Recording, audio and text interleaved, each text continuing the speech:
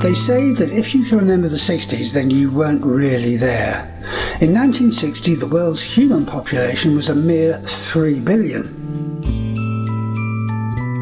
But it was the decade of flower power, free love, the first man on the moon, the Beatles, the Mini, and mini skirts.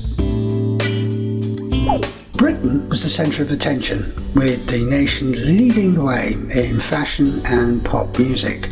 Coffee came in a jar, and, believe it or not, you made it yourself.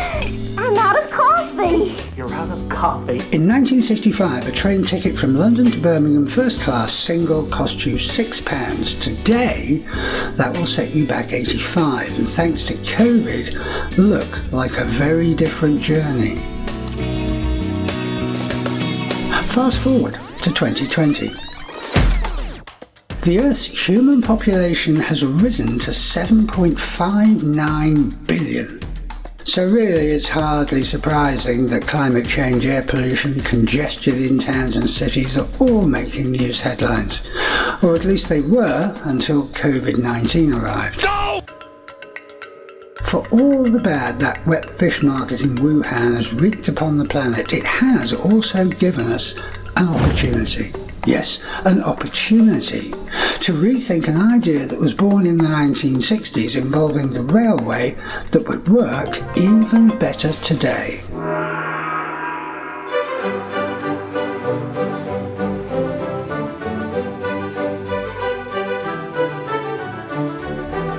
Let's look at the current situation. According to the Office of Road and Rail, in 2018-19 the UK government spent £7.1 billion supporting the railways. At the same time, the Department for Transport estimated that across 14 major UK centres, almost 5 million empty seats were available on the rail network. The first point is obvious. Why are we paying to move fresh air around the rail network? The second point is that the available space is equivalent to around 75,000 heavy goods vehicles on our roads that contribute to climate change, air pollution and congestion. It does rather beg the question, what if we use the spare capacity on our rail network for deliveries? This would reduce air pollution and cut congestion in our cities and towns overnight, and generate new revenue streams that could save the taxpayer millions. It was on the 1st of January 1948 that the railways were first nationalised. On the 1st of April 1994 they were privatised, passing ownership to a variety of private companies. At the moment, the rail industry in the UK has been effectively nationalised again under the Emergency Measures Agreement. Train operating companies, TOCs as they're known, still run the trains. However, the UK government shoulders the financial risk and pays the TOCs a percentage management fee. Given the low numbers of people now using the train, the UK national newspaper calculated the figure as a subsidy of £100 for every train passenger that's being paid by the government.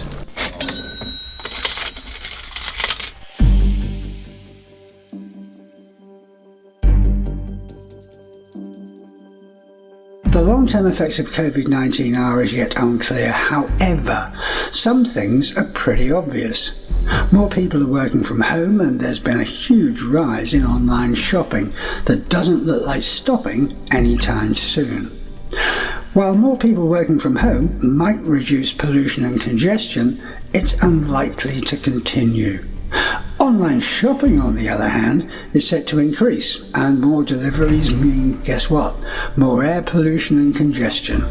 Meanwhile, trains are running nearly empty, and the taxpayer is paying for it.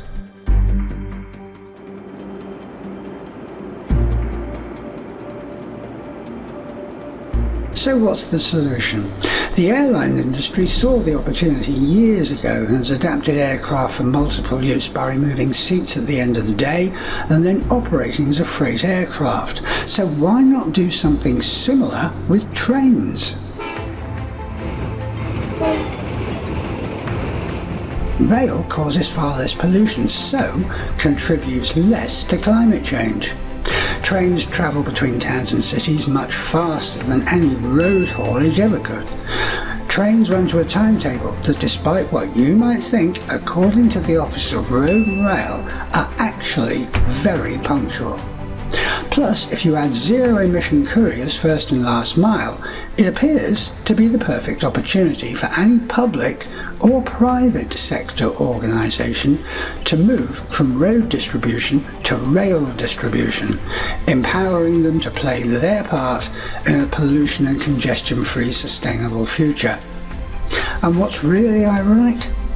All this already happened 57 years ago. It was called Red Star Parcels. Almost anywhere at any time. That's the sort of promise Red Star can make with their fast, frequent, no-nonsense service.